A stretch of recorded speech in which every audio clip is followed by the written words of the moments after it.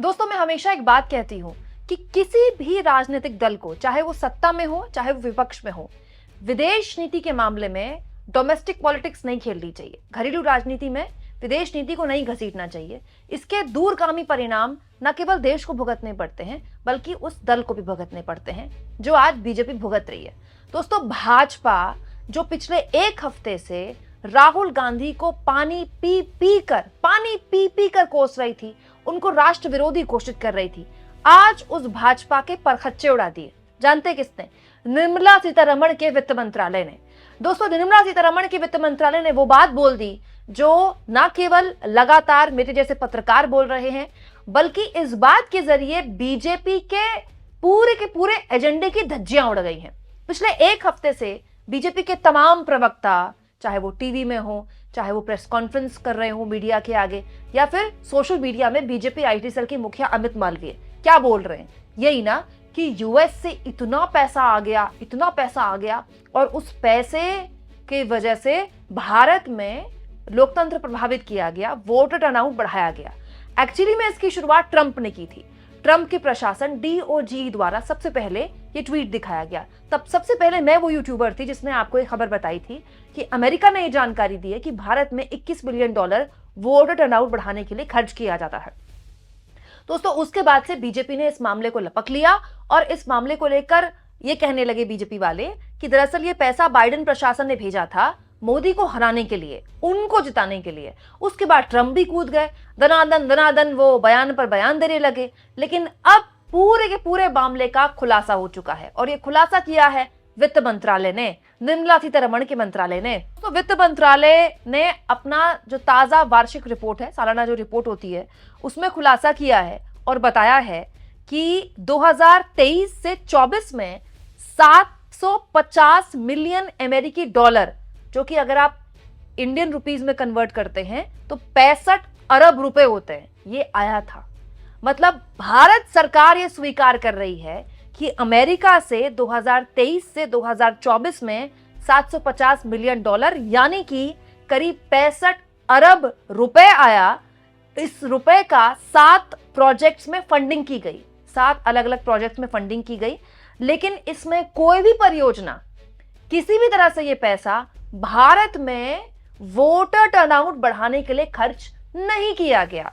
ये बात भारत सरकार कह रही है, भारत का वित्त मंत्रालय कह रहा है, भारत की वित्त मंत्रालय की वार्षिक रिपोर्ट कह रही है। दोस्तों, आगे रिपोर्ट में कहा गया है कि वित्त वर्ष 2023-24 के लिए 7 परियोजनाओं के तहत US agency for international development यानी कि यूएसएड, जिस पर इतना बवाल मचा हुआ है, द्वारा 97 मिलियन अमेरिकी डॉलर यानी कि लगभग 825 करोड़ रुपए का दायित्व बनाया गया है। आगे दोस्तों, वित्त मंत्रालय ने आईटी सेल की, बीजेपी वालों की, गौरव भाटिया जैसे लोगों की, सबकी हवा निकाल दी और साथ में गोदी मीडिया की हवा निकाल दी। आगे देखिए, इस रिपोर्ट में कहा गया है, वित्त मंत्रालय के अधीन काम करने वाले डिपार्टमेंट ऑफ इकोनॉमिक अफेयर्स ने रिपोर्ट में 2023-24 में यूएसएड से फंडिंग प्राप्त करने वाली परियोजनाओं का विवरण भी साझा किया। और दोस्तों, ये भी बताया गया है कि इसमें एक भी चुनाव में या मतदान प्रतिशत बढ़ाने से जुड़ी कोई परियोजना नहीं है। 7 प्रोजेक्ट्स की फंडिंग हुई है। 7 प्रोजेक्ट्स की फंडिंग में कितना खर्च हुआ है ये भी जानकारी दी है वित्त मंत्रालय ने। लेकिन इसमें कोई प्रोजेक्ट ऐसा नहीं है जिसमें यूएस से पैसा आया हो भारत में मतदान प्रतिशत बढ़ाने के लिए। ये कौन बोल रहा है? वित्त मंत्रालय बोल रहा है। वित्त मंत्रालय किसके अधीन आता है? निर्मला सीतारमण के अधीन आता है। निर्मला सीतारमण कौन है दोस्तों? देश की वित्त मंत्री हैं। और देश की वित्त मंत्री किसके अधीन आती हैं? उनके मुखिया कौन है? भारत के प्रधानमंत्री श्री नरेंद्र मोदी।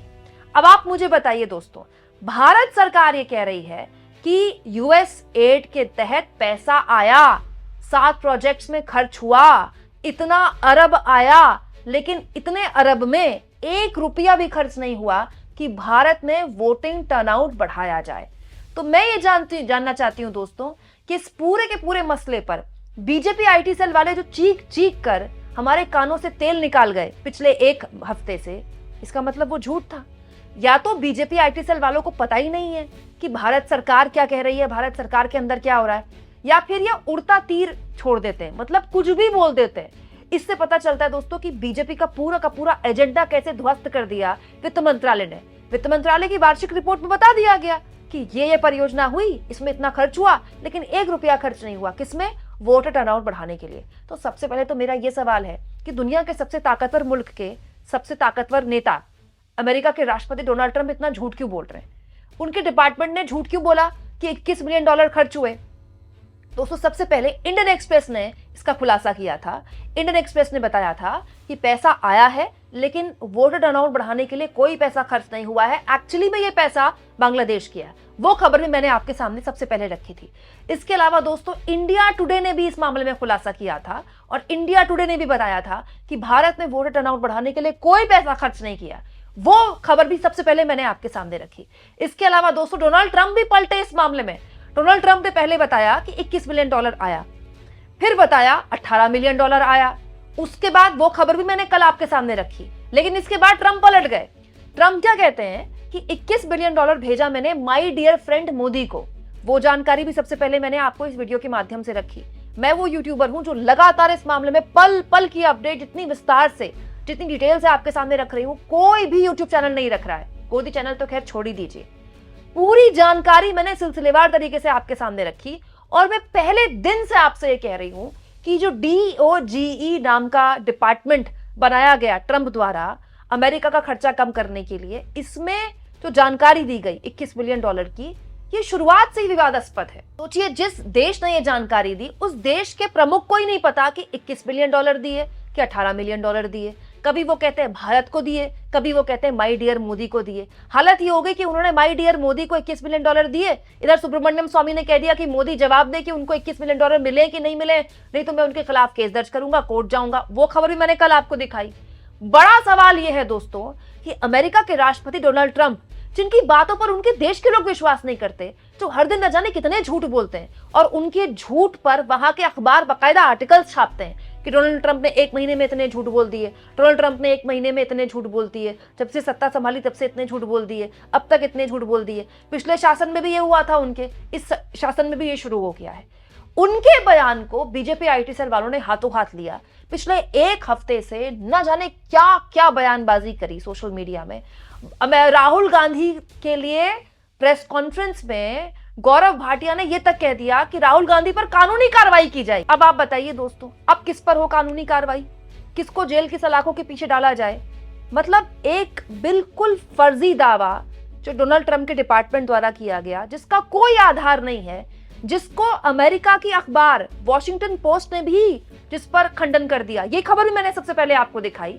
वॉशिंगटन पोस्ट ने, अमेरिका के सबसे प्रतिष्ठित अखबार ने कहा कि ऐसा कोई पैसा आया ही नहीं। मतलब अमेरिका का अखबार कह रहा है कि कोई वोटर टर्नआउट बढ़ाने के लिए भारत में पैसा नहीं आया। ठीक है, इंडियन एक्सप्रेस कह रहा है नहीं आया, इंडिया टुडे कह रहा है नहीं आया, भारत सरकार कह रही है कि जो पैसा आया वो फलाने फलाने प्रोजेक्ट्स में खर्च हुआ, इतना अरब आया, लेकिन 1 पैसा भारत में वोटर टर्नआउट बढ़ाने के लिए नहीं आया। भारत सरकार कह रही है ना, इससे ऊपर तो हमारे लिए कोई बात नहीं है। अब भारत सरकार ने अगर ये बात बोल दी तो इसके बाद कोई किंतु परंतु हमारे लिए बचा ही नहीं है।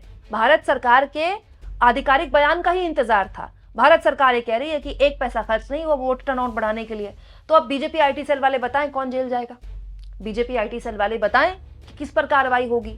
पिछले 1 हफ्ते से दोस्तों गोदी मीडिया कैरेक्टर असैसिनेशन कर रही है विपक्ष के नेताओं का। हाँ, और इसमें डीप स्टेट और जॉर्ज सोरोस, पता नहीं किस किस को घसीट दिया। और अब वित्त मंत्रालय ने पूरे के पूरे जो अभियान थी उसके परखच्चे उड़ा दिए। इसलिए शुरुआत में मैंने आपसे क्या कहा, किसी भी दल को विदेश नीति के मामले में उसको डोमेस्टिक पॉलिटिक्स में घसीटने से बचना चाहिए। हो गई ना किरकिरी बीजेपी वालों की। अब क्या मुंह लेकर जाएंगे बताइए? आप इस मुद्दे पर क्या सोचते हैं दोस्तों? कमेंट बॉक्स में जरूर लिखें और जितना हो सके चैनल को शेयर करें, सब्सक्राइब करें और थैंक्स और ज्वाइन के ऑप्शन से अगर आप चाहें तो कुछ आर्थिक मदद भी चैनल की जरूर करें।